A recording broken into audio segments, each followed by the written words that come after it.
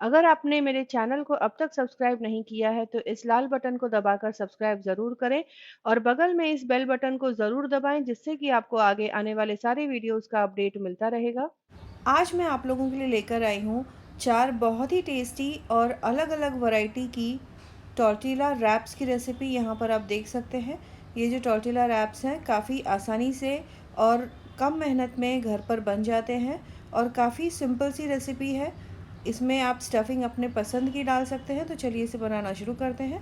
सबसे पहले मैं 3 स्टफिंग तैयार कर लूँगी, जिसके लिए पहली स्टफिंग के लिए एक भगोने में मैंने पानी उबलने के लिए रख दिया है और करीब 250 से 300 ग्राम गोभी को इस तरह से छोटे टुकड़ों में काट कर इसमें उबाल कर थोड़ा सा पका लूँगी। इससे गोभी हल्की सी सॉफ्ट भी हो जाएगी और साथ ही साथ साफ़ भी हो जाएगी। ये देखिए, फिर पानी में से निकाल लेने के बाद इसे अच्छी तरीके से धो के पानी निकाल दे पूरी तरह। फिर यहाँ पर मैं डाल दूँगी कॉर्नफ्लावर और मैदा, काली मिर्च का पाउडर, अदरक और लहसुन दरदरा कूटा हुआ, नमक स्वाद अनुसार और इसे इस तरह से मिलाकर अच्छी तरीके से गोभी के हर एक पीसेस को कोट कर लेना है। फिर इनको निकाल कर इसी बाउल में मैं डाल दूँगी कॉर्नफ्लावर और मैदा, नमक स्वाद अनुसार, तेल थोड़ा सा डाल दूँगी जिससे कि ये बहुत ही ज़्यादा क्रिस्पी बनेगा। फिर यहाँ पर मैंने चावल का आटा डाल दिया है। सारी चीज़ों को अच्छी तरीके से मिलाकर थोड़ा थोड़ा करके पानी डालना है और गाढ़ा घोल बना लेना है। गाढ़ा घोल बन जाए इसके बाद इसमें गोभी के सारे टुकड़े डालकर अच्छी तरीके से मिला लें, जिससे कि गोभी के हर एक टुकड़े इस बैटर से अच्छी तरीके से कोट हो जाए। इसके बाद इसे मैं फ्राई कर लूँगी। तो तेल गरम कर लें मीडियम आंच पर और गोभी को यहाँ पर पहली बार फ्राई करेंगे, जिसके लिए गरम तेल में गोभी के एक एक पीसेस को इस तरह से डालें और कोटिंग सेट हो जाए, बस उतना ही इनको फ्राई करके फिर मैं तेल में से निकाल लूँगी। तो यहाँ पर ये देखिए, एक बार कोटिंग सेट हो जाए तो इनको मैं तेल में से इस तरह से निकाल लूँगी। सारी की सारी गोभी फ्राई हो गई है। अब मैं इसे थोड़ा ठंडा हो जाने दूँगी। तब तक मैं इसका बना लूँगी सॉस, जिसके लिए 1 टेबलस्पून के बराबर कॉर्नफ्लावर ले लिया है बोल में। फिर यहाँ पर soya sauce, red chilli sauce, vinegar और टोमेटो सॉस डालकर अच्छी तरीके से मिक्स कर लूँगी। तो यहाँ पर सॉस तैयार हो गया है। अब यहाँ पर तेल को एकदम अच्छा गरम कर ले तेज़ आंच पर और दूसरी बार फ्राइंग में एक एक करके गोभी के टुकड़ों को डालें और कुरकुरा होने तक, गोल्डन ब्राउन होने तक इनको लगातार चलाते हुए फ्राई कर लेना है। तो इस तरीके से अगर आप गोभी को फ्राई करेंगे तो ये लंबे समय तक कुरकुरे बने रहते हैं।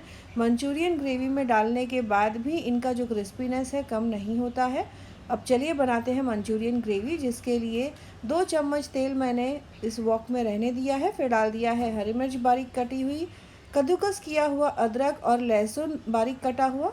थोड़ा सा भून लेने के बाद डाल दिया है हरा प्याज बारीक कटा हुआ, इनको भी थोड़ा भून लूँगी। फिर डाल दूँगी शिमला मिर्च बारीक कटी हुई। 1 से 2 मिनट के लिए तेज़ आंच पर भून लें।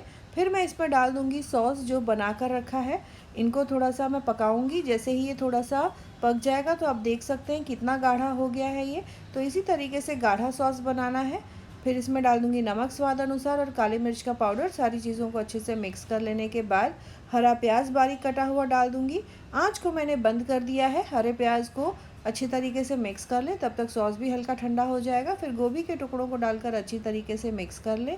तो यहाँ पर यह हमारा गोभी मंचूरियन बनके तैयार हो गया है। अब दूसरी स्टफिंग के लिए यहाँ पर मैंने 1.5 कप के बराबर कद्दूकस किया हुआ बीटरूट ले लिया है, 1.5 कप के बराबर उबला हुआ आलू, 1 कप मैंने बारीक कटा हुआ प्याज ले लिया है, नींबू का रस ले लिया है, कद्दूकस किया हुआ अदरक, बारीक कटा हुआ हरा धनिया, बारीक कटी हुई हरी मिर्च। फिर यहाँ पर मैंने कुछ सूखे मसाले लिए हैं, जैसे गरम मसाला, चाट मसाला, अजवाइन, काले मिर्च का पाउडर, जीरा पाउडर, लाल मिर्च पाउडर, हल्दी, नमक स्वाद अनुसार।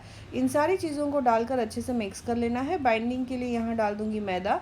तो यहाँ पर ये देखिए, इस तरह से मसलते हुए सारी चीज़ें मिक्स कर लें। थोड़ी देर में आप देखेंगे कि इसकी जो कंसिस्टेंसी है एकदम आटे जैसी हो गई है।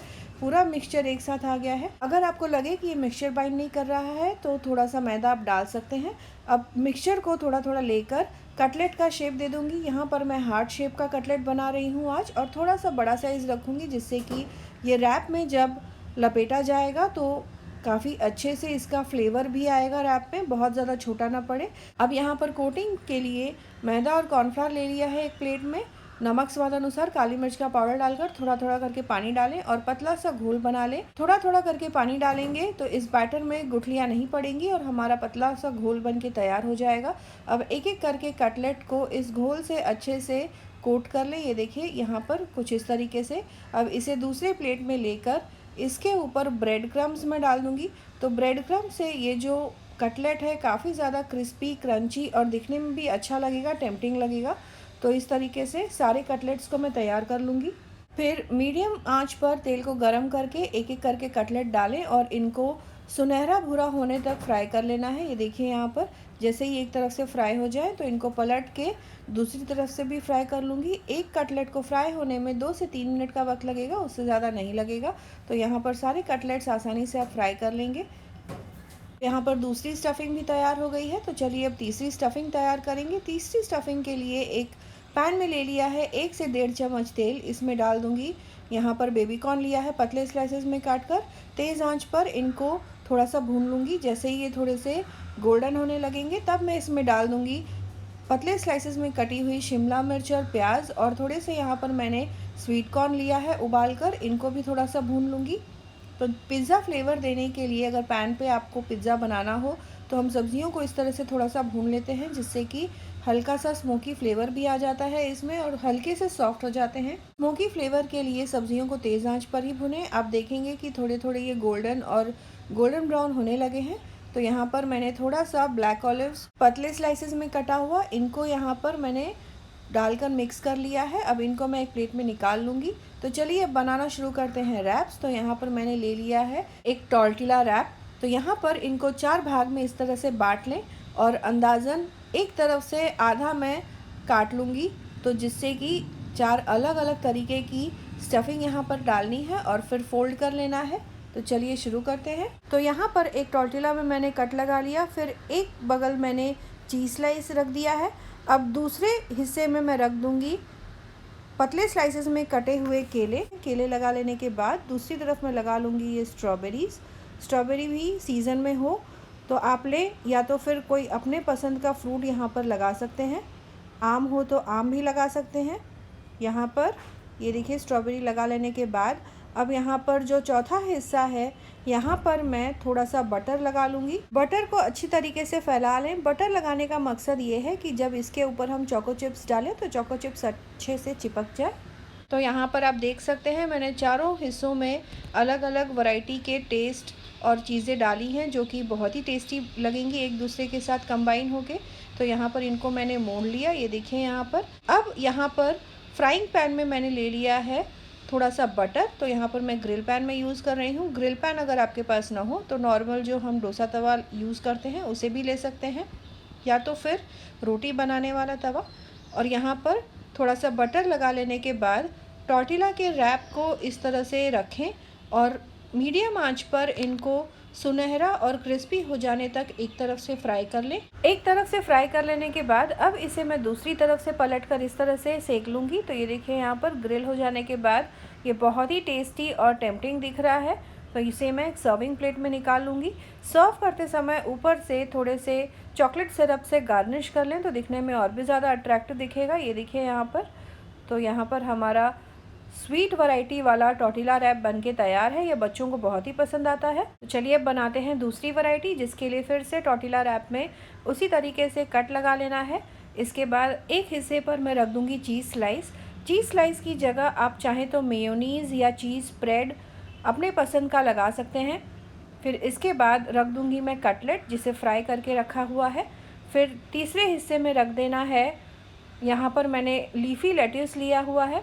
लेट्यूस के ऊपर थोड़े से पतले स्लाइसेस में कटे हुए प्याज, और यहाँ पर मैं चेरी टोमेटो यूज़ कर रही हूँ। चेरी टोमेटो अगर आपको ना मिले तो जो टमाटर की वैरायटी आपको मिल जाए यहाँ पर आप डाल सकते हैं। आप चाहें तो यहाँ पर ककड़ी भी डाल सकते हैं।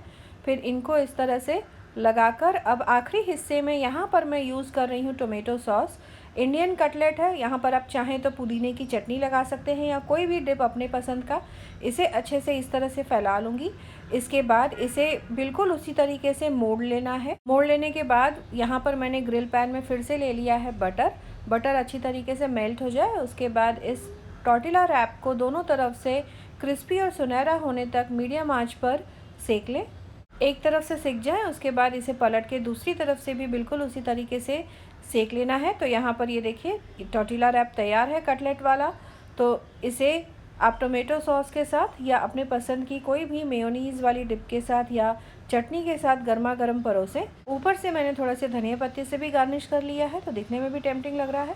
तो चलिए बनाते हैं तीसरी वैरायटी का रैप। तो फिर से टॉर्टिला रैप को इस तरह से कट लगा लेना है। तो कट लगा लेने के बाद अब एक हिस्से पर मैं रखूँगी चीज़ स्लाइस।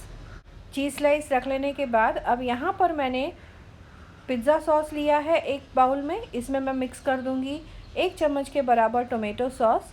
दोनों सॉसेस को मैंने बराबर मात्रा में लिया है। इनको अच्छी तरीके से मिक्स कर लें। फिर एक हिस्से में लगा लूँगी मैं पिज़्ज़ा और टोमेटो सॉस का मिक्स। तो यहाँ पर ये देखिए, इसे मैं टॉर्टिला रैप पे अच्छी तरीके से कोट कर लूँगी। इससे जो ये वैरायटी टॉर्टिला रैप की बनेगी बहुत ही चटपटी और टेस्टी बनेगी। पिज़्ज़ा सॉस है तो आप समझ ही गए होंगे कि इसका जो स्टफिंग है वो पिज़्ज़ा से ही मिलता जुलता होगा। तो जो सब्जियां भून कर रखी थी उसे डाल दिया है और यहाँ पर दूसरे हिस्से में लगा दूँगी लेट्स के पत्ते और पतले स्लाइसेस में कटा हुआ प्याज और चेरी टमाटो।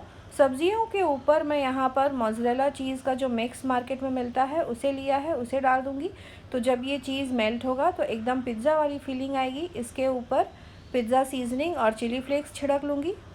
चिली फ्लेक्स आप घर पर भी बना सकते हैं, पिज़्ज़ा सीजनिंग मार्केट में आसानी से मिल जाता है। तो यहाँ पर ये तीसरी वैरायटी भी तैयार हो गई है। तो इसे भी बिल्कुल उसी तरीके से मैं फ़ोल्ड कर लूँगी। ये देखिए यहाँ पर, तो यहाँ पर मैंने फ़ोल्ड करना शुरू किया। तो इस तरीके से इसे आसानी से आप फ़ोल्ड कर लें। ऊपर से ये सैलेड वाला जो पत्ता है इसे डाल दूँगी। तो अब इसे भी बिल्कुल उसी तरीके से बटर लगाकर क्रिस्प होने तक सेक लेना है। इनको एक तरफ से सेक लेने के बाद फिर से पलट के दूसरी तरफ से भी सेक लूँगी। तो ये देखिए, ये पिज़्ज़ा फ्लेवर वाला टॉर्टिला रैप बन के तैयार है।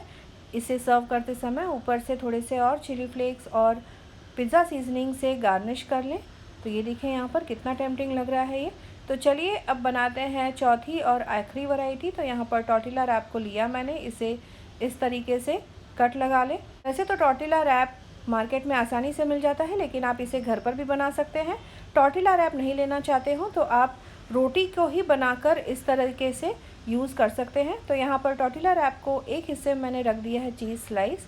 ये जो मेरी आखिरी वैरायटी है ये चाइनीज़ फ्लेवर की है। तो एक बोल में मैंने ले लिया है टोमेटो सॉस और उसमें डाल दिया है 1 चम्मच शेज़वान चटनी। अच्छे से उसे मिक्स करके इसे मैं एक हिस्से में लगा दूँगी। तो यहाँ पर ये देखिए, आखिरी वाला हिस्सा जो लिया है उसमें मैंने टोमेटो सॉस और शेज़वान चटनी का जो मिक्स है उसे लगा दिया है। फिर एक हिस्से में मैं रख दूँगी लेट्स के पत्ते। उसके ऊपर लगा लूँगी पतले स्लाइसेस में कटा हुआ प्याज और चेरी टोमेटो को मैंने 2 हिस्सों में काट के रखा था, उसे डाल दूँगी। अब ये जो आखिरी हिस्सा है यहाँ पर मैंने गोभी मंचूरियन जो बनाया था उसे लिया है, उसे रख दूँगी। एकदम अच्छी क्वांटिटी में इसे यहाँ पर लगा लूँगी और फिर इसके बाद इनको अच्छे से मोड़ लें। गोभी मंचूरियन की जगह आप अपने पसंद का कोई भी स्टफिंग यहाँ पर लगा सकते हैं, जैसे कि वेजिटेबल लॉलीपॉप। उसकी भी रेसिपी मैंने मेरे चैनल पर डाली हुई है, तो उसे भी आप देख लें, उसे भी आप यहाँ पर यूज़ कर सकते हैं। तो ये देखिए, यहाँ पर गोभी मंचूरियन को मैंने लगा लिया और अब इसे मोड़ लूँगी। फ्राइंग पैन में फिर से मैं बटर लगा लूँगी और इनको भी दोनों तरफ से क्रिस्प और गोल्डन होने तक सेक लूँगी। तो यहाँ पर ये देखिए, मैंने इस रैप को यहाँ पर तवे पर डाला। एक तरफ से सुनहरा और क्रिस्प हो जाने के बाद पलट के दूसरी तरफ से भी इसी तरीके से सेक लें। तो यहाँ पर गोभी मंचूरियन के फ्लेवर वाला यानी कि चाइनीज़ के फ्लेवर वाला भी टॉर्टिला रैप बन के तैयार है। तो आप अपने पसंद की कोई भी स्टफिंग डालकर टेस्टी टेस्टी टॉर्टिला रैप्स घर पर बना सकते हैं। आप इन रेसिपीज़ को ज़रूर ट्राई करें और कमेंट करें अपने एक्सपीरियंस के बारे में। दोस्तों, रिश्तेदारों के साथ भी आप इस रेसिपी को ज़रूर शेयर करें। मिलते हैं अगले एपिसोड में इसी तरह से एक और नई टेस्टी रेसिपी के साथ। Thanks for watching.